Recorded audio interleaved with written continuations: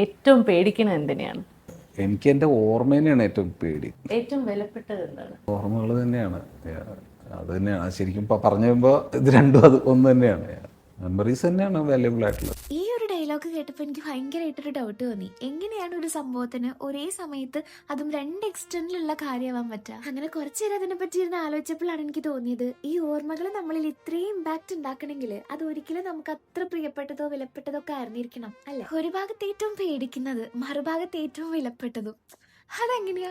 ഈ ഒരു ചോദ്യമാണ് ഈ ഒരു ഡയലോഗ് കേട്ടപ്പോൾ ഞാൻ എന്നോട് തന്നെ ചോദിച്ചുകൊണ്ടിരുന്നത്. കാര്യം ഇങ്ങനെയൊക്കെ ആണെങ്കിലും പല ഓർമ്മകളും ഒന്ന് മറന്നു വരുന്നെങ്കിൽ എന്ന് ഓർക്കുന്നവരായിരിക്കും നമ്മളിൽ പലരും. പക്ഷേ ഇനി ഓർക്കണ്ട എന്ന് ചിന്തിക്കുന്ന കാര്യത്തിലേക്കായിരിക്കും പലപ്പോഴും നമ്മുടെ മനസ്സ് വീണ്ടും വീണ്ടും പോയിക്കൊണ്ടിരിക്കുക. അങ്ങനെ മറക്കണം എന്ന് വീണ്ടും വീണ്ടും ചിന്തിക്കും തോറും കൂടുതൽ നമ്മൾ അതെല്ലാം ഓർത്തുകൊണ്ടിരിക്കുന്ന ഒരു ലൂപ്പിലായിരിക്കും നമ്മളിൽ പലരും. പക്ഷേ ഈ പറഞ്ഞ ലൂപ്പിനെക്കാട്ടിലും വലിയ പ്രശ്നമാണ് നമ്മൾ അറിഞ്ഞോ അറിയാതെയും കഴിഞ്ഞ ഓർമ്മകൾ നമ്മുടെ ഇന്നത്തെ ജീവിതത്തിനെയും സ്വാധീനിക്കുന്നുണ്ട് എന്നുള്ളത്. ഒന്ന് ആലോചിച്ച് നോക്കിയേ, നമ്മളുടെ ഇന്നത്തെ പല തീരുമാനങ്ങളും ചിലപ്പോൾ നമ്മുടെ പല ദിവസങ്ങൾ പോലും കഴിഞ്ഞുപോയ കഥകളാൽ എഴുതപ്പെട്ടുകൊണ്ടിരിക്കുന്നതായിരിക്കും. എന്താല്ലേ? പക്ഷെ എന്തൊക്കെയാണെങ്കിലും ആകെയുള്ള ഒരു ലൈഫിനെ എന്തെങ്കിലുമൊക്കെ ആയിക്കോട്ടെ എന്നും പറഞ്ഞുകൊണ്ട് നമ്മൾക്ക് വെറുതെ അങ്ങോട്ട് വിട്ടുകൊടുക്കണം. അതുകൊണ്ട് പലതും മറക്കാൻ ശ്രമിക്കുന്നതിനെക്കാട്ടിലും അത് നമ്മളുടെ ഇന്നത്തെ ലൈഫിനെ നെഗറ്റീവായിട്ട് ബാധിക്കാതിരിക്കാൻ വേണ്ടി നമുക്ക് ശ്രമിക്കാം. ഇതൊക്കെ നമ്മൾക്ക് വേണ്ടി ചെയ്തില്ലെങ്കിൽ വേറെ ആരും ഒന്ന് ചെയ്തു തരാനാ? അപ്പൊ എങ്ങനെയാ എല്ലാവരും പുതിയ കഥകൾ ഏറ്റവും അടിപൊളിയായിട്ട് എഴുതാൻ തുടങ്ങല്ലേ?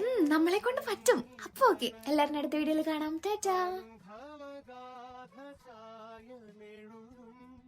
ഉലയാത്ത തേജസിന്റെ മുഖമേ ഈ മണ്ണിൻ നിധിയാണു